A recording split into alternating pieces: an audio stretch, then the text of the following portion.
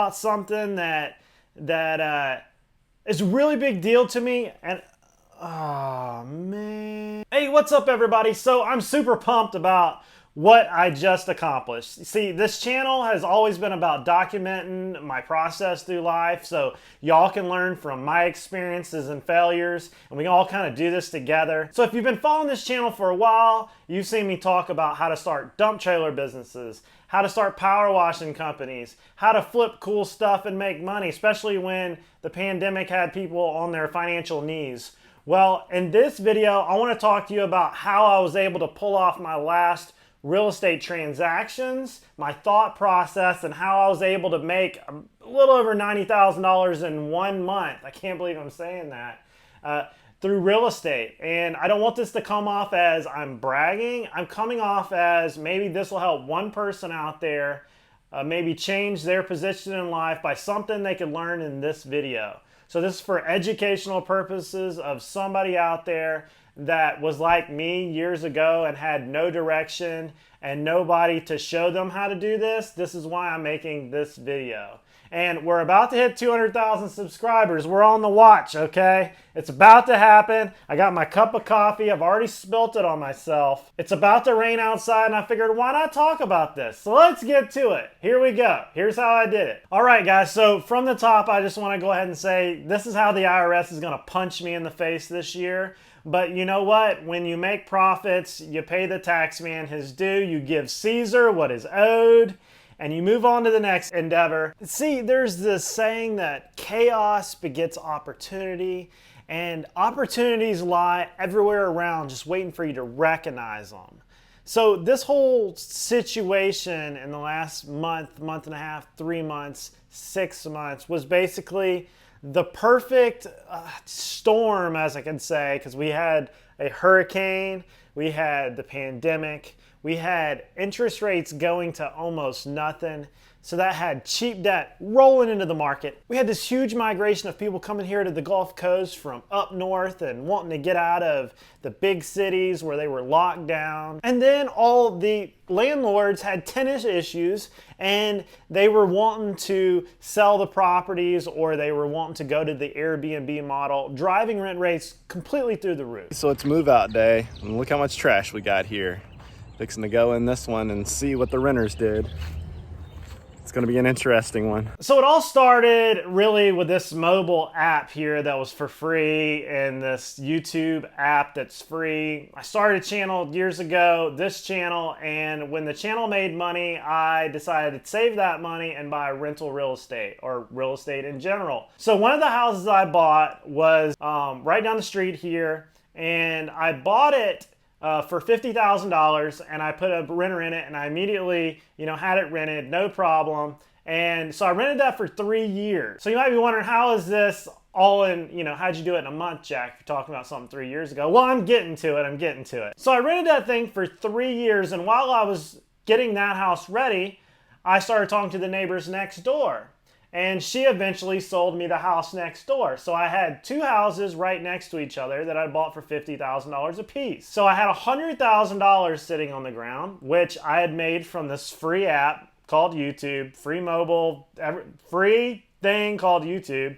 And I was like, well, I'm gonna rent these things forever. Well, when COVID hit, it changed everything. And I had bought that yellow house, the house next door, when COVID hit. It had a bad roof and it had, some things that needed to be fixed, so I invested the money to do that. And I immediately put a renter in it, not knowing that the tenant issues would pop up with people not wanting to pay, the rent moratorium, and the ability not to evict anybody. I never thought that would have happened. So as an entrepreneur, I knew I had to pivot out of this situation. So I had made up my mind after the tenant had given me a lot of problems that I was eventually going to sell this house when I could. I was going to sell both of them. So I had to get creative with what I was doing. And right about then, when we got locked down, I was like, well, I'm going to be locked down for 2 weeks. Why don't I just take the real estate exam? Les Brown was right on the money when he said that opportunities aren't in the distance. Sometimes they're right there in front of you, just waiting for you to recognize them. So I decided to basically focus on 2 neighborhoods, Navy Point, Luzon Heights, and I became an expert at both. There wasn't anything that moved in those two neighborhoods that I didn't know about. I talked to everybody. I studied the housing values. I knew who the portfolio owners were because most of these houses are owned by a handful of people. And I sat there waiting until properties changed hands, bringing the comps up. This is the comparative prices of the houses and what they're sold for.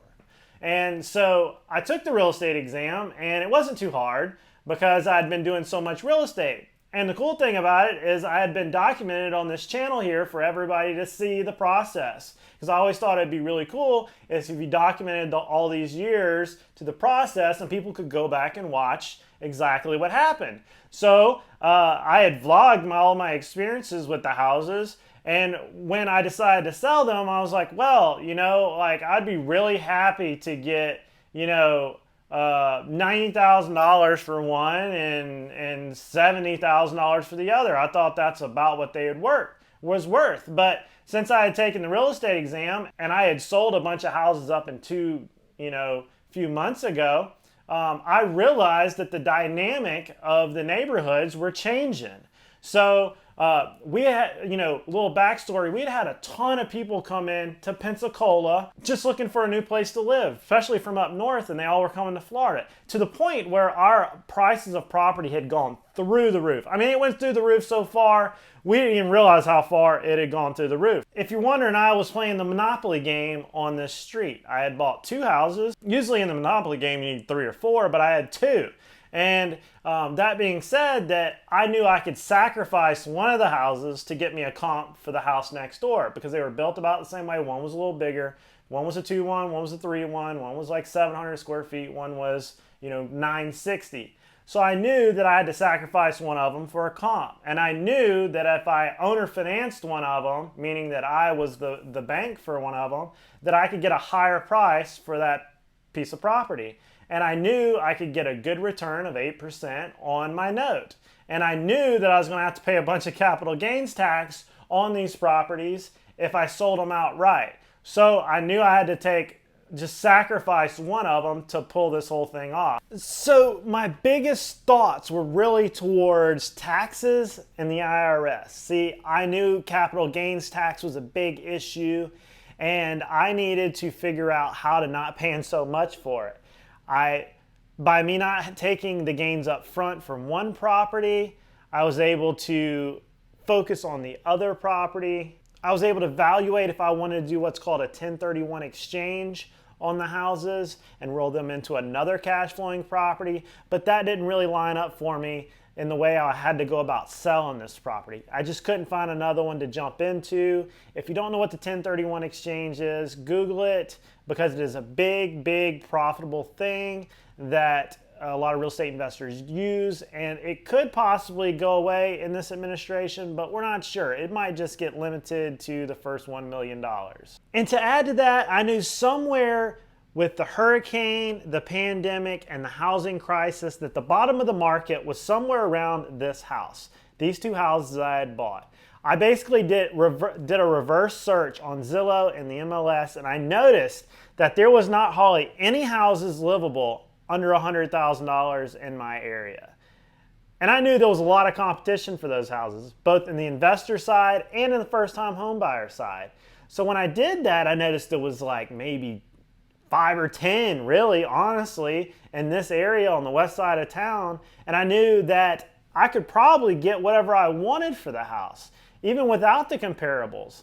So I said, you know what, let's let her fly, baby. And I was right. Like, it was a feeding frenzy for this house. I think in the first 3 days, I had 20 showings or something like that. Mind-boggling the amount of people that wanted this little house because there was just nothing out there for anybody to buy.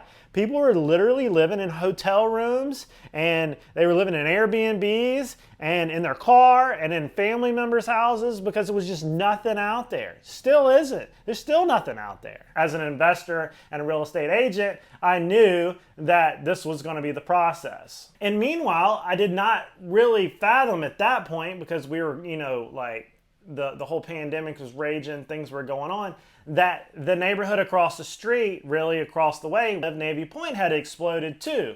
And when you're in this whole process, sometimes you don't recognize, you don't see the forest for the trees, and everything was exploding.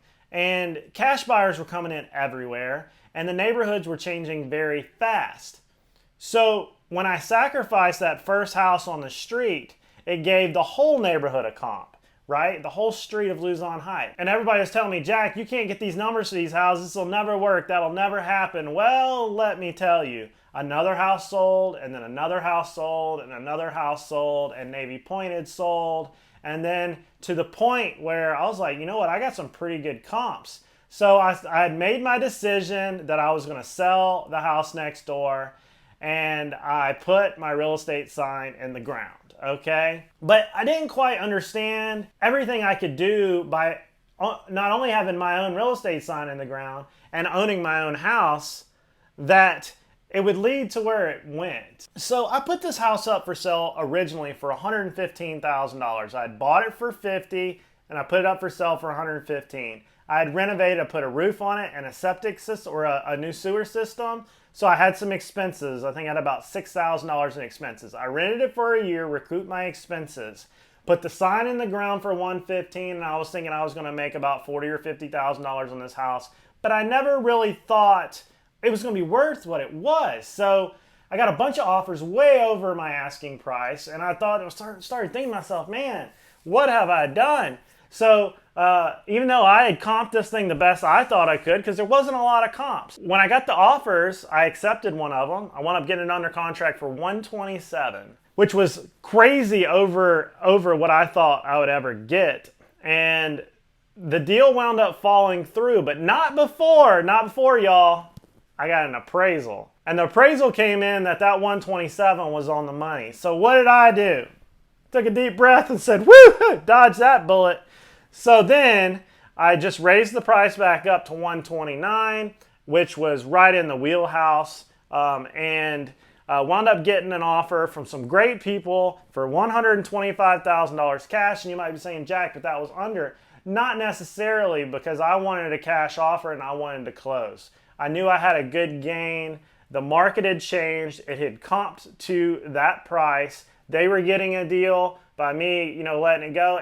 And I didn't have to pay the other side of the real estate agent. So like usually when you put things up for sale, you got to pay commission for the buy side, 2.5% here, 2.5% for sell side.